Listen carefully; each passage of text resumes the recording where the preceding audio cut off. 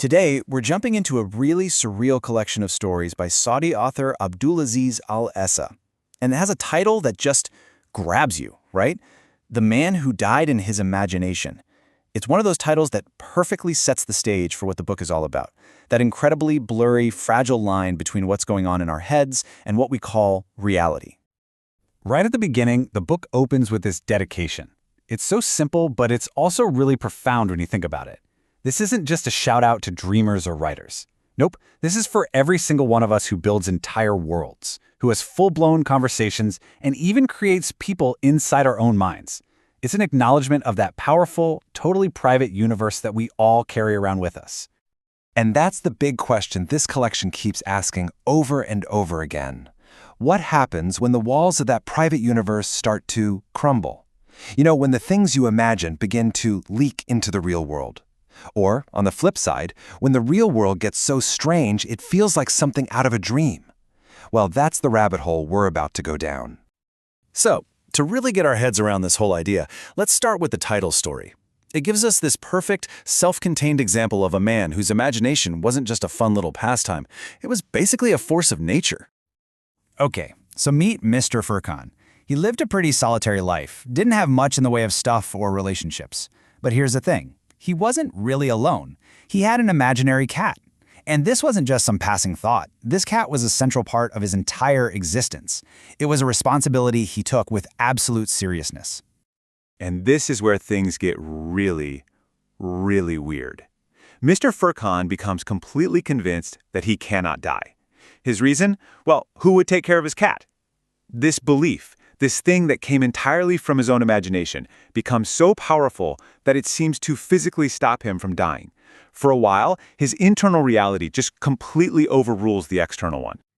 And that idea just builds and builds throughout the first half of the book, which is basically a series of these short, sharp shocks, like dozens of little fragmented stories.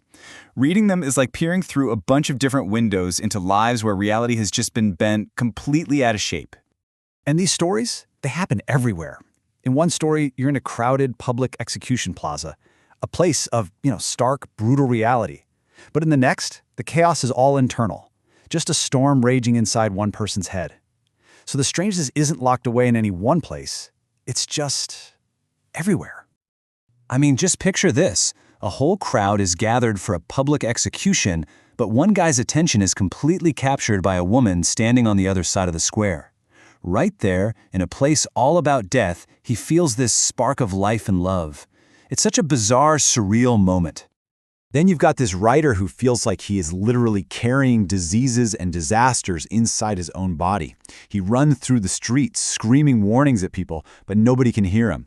It's this wild metaphor for the kind of invisible, internal chaos a person can be going through. Or how about this for medical advice? A doctor has a patient with some kind of mystery illness, and he just throws out all traditional medicine. His only prescription, his only instruction, is for the patient to go out and actively find and experience beautiful things.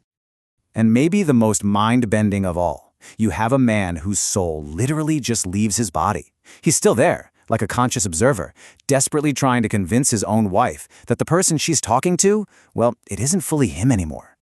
So all those little stories, they're kind of the appetizer. The main course is a novella called That Child, Kanan. And this is where the book takes that theme of a leaky reality and explores it through the entire life of one single boy. And the big question with the story is, who exactly is Kanan? Is he just a kid with a ridiculously overactive imagination who sees strange things and interprets them in a fantastical way? Or is he something else? Like a person who genuinely attracts and interacts with this whole hidden supernatural world that the rest of us just can't see.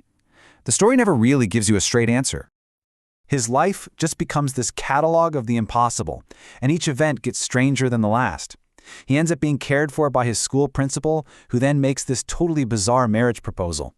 His parents are terrified of his barber, who they're convinced is a jinn, a kind of supernatural being. A chicken warns him about a coming war between different jinn tribes. And it all leads to an entire village turning on him, blaming him for all their problems and kicking him out. And this is the core of it, right? In our world, chickens don't talk. A creepy barber is just a creepy barber. Disasters have natural causes, like weather or geology. But in Kanan's world, everything seems to have a second, hidden layer of meaning. And it makes you wonder about how we as a society treat people whose reality doesn't quite match up with everyone else's. We label them as either crazy or magical, but they're always seen as other.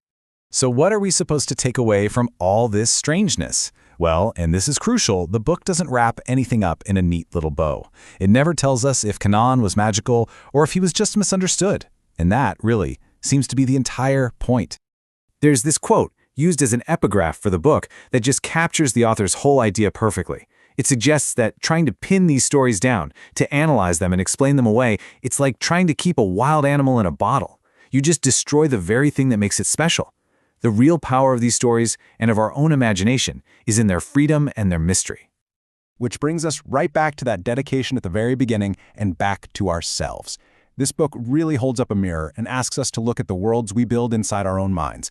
So as we wrap this up, the final question isn't really about Kanan or Mr. Furqan, it's about you. What untamed, impossible, and maybe beautiful things are living inside your imagination?